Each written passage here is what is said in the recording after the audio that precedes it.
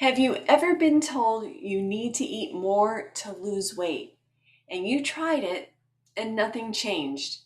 So now you're left wondering, is this advice wrong or am I doing something wrong?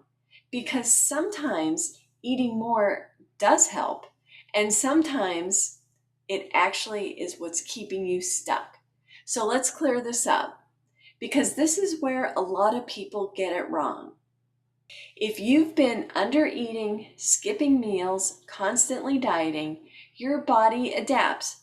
Hunger goes down, energy goes down, fat loss slows, your metabolism slows.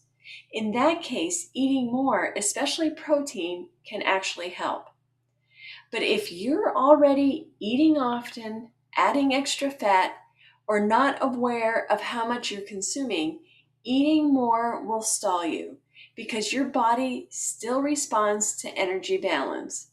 And here's where most people get this completely wrong. It's not about eating more or eating less. It's about eating appropriately. What does that mean? Well, it means hitting your protein floor first. A simple way to do that is to aim for about 30 to 40 grams of protein per meal across 2 to 3 meals a day. This also helps you reach your leucine thresholds, which supports muscle and metabolism.